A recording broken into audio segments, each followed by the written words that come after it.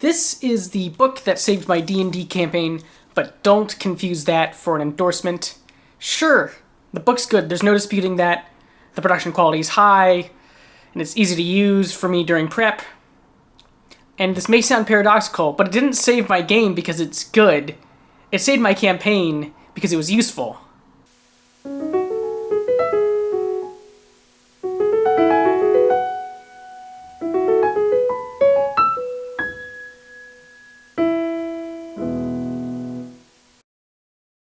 Hi, I'm Clark from The Weeping Stag, and I've been thinking a lot about tools and the way I prepare to work on creative endeavors, such as D&D or performing music. Recently, as you might have noticed, I haven't published a video in a while, and instead of publishing a video like a good little YouTuber, I actually received a call to play mandolin in an opera on the other side of the country.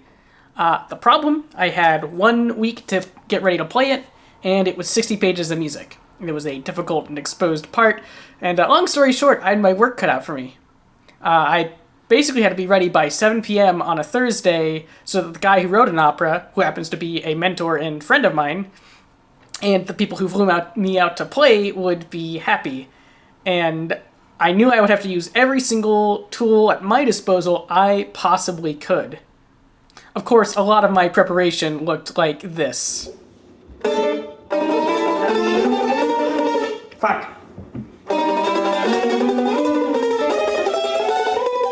When we talk about GMing tools, I think it's really easy to think about the physical things we own. This book, for example, is an example of a GMing tool. I can pull monsters out of it and throw those at my players, and it helps me prep. My box of minis. Look at all these minis. Right? That's another tool at my disposal. I know I can always rely on that little box to just get me a little encounter whenever I need it. Another example, the monster manual is a tool. It has a great list of monsters that you can just take and throw into your own game. They're pre-balanced for you to throw at your friends or enemies, and it saves a lot of time because instead of creating custom monsters, I can just go in, grab a monster stat block, throw it in my notes, put a map and a mini down, and I'm good to go. Of course, in theory, we're not talking about like combat balance and like how that's sort of improved over 5e's lifespan. And hello, my cat just jumped up there. Or take, for example, this book by Sly Flourish of the Lazy GM fame. It's full of tables. If you need a little adventure quickly, a location or NPC, I can just roll something in here, and that can help me get most of the way there. We even have pre-written adventures, and they're sort of a tool because they're actually even more useful if you've run them before. You can even like steal parts of them and use them in other games, and in contexts they weren't even intended for. Of course, tools can go beyond the physical products and things we own. That's sort of the point of this video, right? Services, PDFs, or even like methods of prep are all tools. And this sort of occurred to me while I was preparing to play this rather difficult piece of music. As I was going through, I realized I had a checklist of things I could actually call back and rely on in order to get ready. Take, for example, this difficult-looking passage. I had several ways I could kind of break it down and learn it. One, slowly with a metronome. A metronome, another tool. It was just something I used to make sure I could be ready for the final performance. Right? Another example of a tool as a method of prep is I just would slow down and I would change up the rhythm so that way I could get my left hand all figured out. And D&D tools are a lot like that. For example, one of the games I frequently run is Star Trek Adventures, and all of the pre-written missions incorporate a 3-act structure. And while it helps the reader and helps a GM prep a scenario, it actually helps you understand how a mission is laid out, and it becomes a framework for you to use in your own sessions. And I use this a lot, and it's not even for Star Trek, it's for D&D, it's for Traveler, it's for Dungeon Crawl Classics. Whenever I'm running, I will consider using a 3-act structure. And in fact, depending on the game, whether or not it's online or offline, I have like very distinct methods of prep. And these are all distinct methods of what I call acceptable prep. That serve sort of as a framework for me to get ready for games and managing my time. For example, if I'm running 5e online, I know I can basically run a good session or two off of 2 battle maps with encounters, 1 role-playing encounter, and 3 minor plot beats. Keep in mind, this is not ideal prep, but this is acceptable prep. I can get myself to the point of acceptable with these methods I can fall back on. These tools that I use to make sure I'm ready. Tools aren't always about making you look better or be the best DM. They're really just about helping you be consistent and making your work manageable. Here's one of my favorite tools, and I dare say it's one of my favorite tools. It's the snipping tool. I use it whether or not I'm prepping in person or regardless of the game I'm running. I'll snip portions of text, adventures, monsters, stat blocks, art, you name it. I snip the shit out of it and I put it in my notes. And it helps me get organized. It's not pretty, it's not particularly graceful, but it works. It gets the job done. It gets the things in my notes that get there a lot faster than just typing or outlining. Just literally copy it exactly how it appears. Of course, the types of tools most of you are probably looking for are the first kind I talked about, the fancy, flashy book. Wrong side. The fancy, flashy books. And I'm going to get back to those, but I do really want to encourage you as an exercise to figure out what your acceptable minimum is for prep. And think about if it's different for you from one game to another. I know my bare minimum for Traveler is way different than my bare minimum for 5e, which is completely different than my bare minimum for my white whale of a game, which is Burning Wheel. Gorgeous, gorgeous cover on Burning Wheel. I love this game. It's a great game. One day soon. If you're having trouble doing that, coming up with methods of acceptable prep, come up with an arbitrary threshold. Even if it's not correct, it'll help you figure it out. Make it specific, something like 4 NPCs, 2 monsters, a battle map, and 5 cocktails for fictional dive bars, and then test it. If you can develop a prep checklist, it is easily one of the most powerful tools available to you for any game. The Lazy GM prep method, aka Sly Flourish's prep method, I don't know what to call him anymore, has an entire method of prep that is based off of this idea of a checklist. And the reason it works isn't because his system is better than anyone else's, or because he's smarter than you, although he's definitely smarter at D&D prep than me or you. He's really good at that. You should watch his channel. But because concrete checklists and strategies are incredibly helpful tools when you are pressed for time, already busy, and have a complicated problem to solve. It's only when the checklist is filled out that you may start worrying about how the subtle political ramifications of your player's action plays out when it comes to the intercontinental rivalry between your 37 meticulously detailed rival tavern chains, right? Priorities first. The checklist tells you the priority. Once the priorities are done, then you can go figure out how Burger King and Wendy's are duking it out. Anyways, that's out of the way. Let's talk about how Flea Mortals saved my campaign and how we can identify when we need a tool.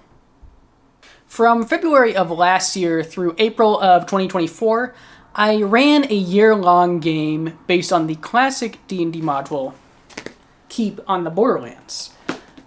Fun module if you want to do some link work. By the way, although it quickly spiraled into a much larger story that barely involved the Caves of Chaos by the end of it.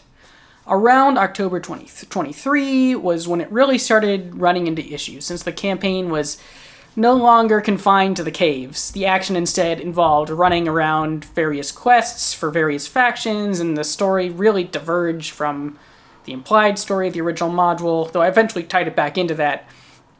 Though the game was definitely much more towards the preference of how I like to run. Conspiracies within conspiracies, lots of just crazy stuff happening.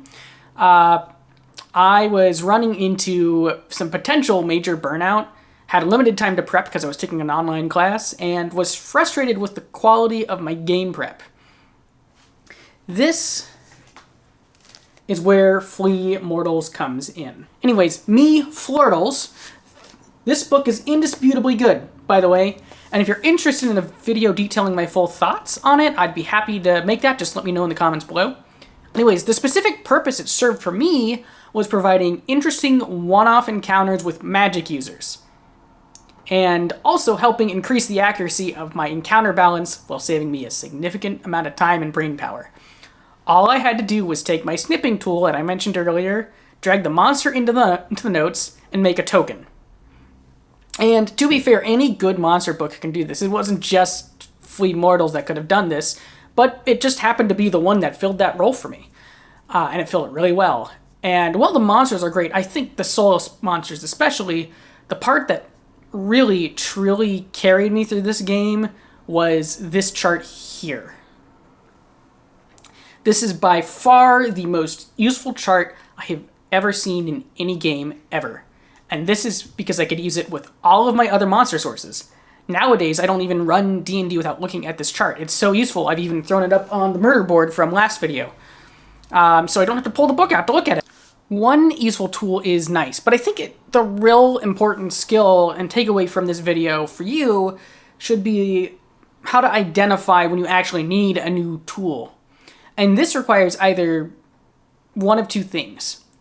The tool either needs to solve a problem more efficiently than it was previously solved, or fill a gap that has not previously been filled, and the gap needs to be filled. But let's keep the word appropriate in mind. If you go out of your way to add just a bunch of new tools without any thought about what you're going to need, you're going to end up with my huge pile of Mongoose Press 2nd edition Traveler books. Or worse, you might just use the wrong tool in your campaign and end up bogging things down with it. In that same Keep on the Borderlands campaign I was talking about, I actually used another MCDM product, Kingdoms and Warfare, because I wanted to do a giant battle right before the climactic boss fight, and the Warfare system seemed to offer this. But this didn't really add anything to my game. My players and I had to learn a bunch of new rules. I think everyone at the table was kind of frustrated and found it sort of mindless and boring. And not because it was poorly designed. I think it's quite a well-designed system. And I use the magic books in that. I use the magic items in that book all the time. This tool just wasn't a good fit for me and my players for that game because it didn't serve the needs of myself or the table, and it certainly didn't improve anything. And it just made the game harder to run because we were learning completely new rules. What I should have done instead was look into my mental tool bag, right? How could I actually prep this and get away with it? And, you know, what did I have at my disposal? What I sort of came up with on reflection was I could have just done 3 to 5 large-scale skirmishes using, you guessed it, Flea Mortals. Tallied some victories, maybe did a victory point system like out of Red Hand of Doom. By the end of it, to tally up the points, see who was winning, and kind of determine how the war was going. Had I thought ahead and thought carefully about the tools I was introducing to myself and my players, it would have gone much better, and I wouldn't have used the wrong tool, and that session would have gone so much better, because I never would have run the session like that. Anyways, it was a little bit shorter than usual, my usual video, as I try to get back into the swing of things, but if you enjoyed today's video on tools and want to support the channel, the best way is to leave a comment, like the video, and subscribe. That's how people find out about my stuff. YouTube pushes me to more people, the more people comment, like, and subscribe.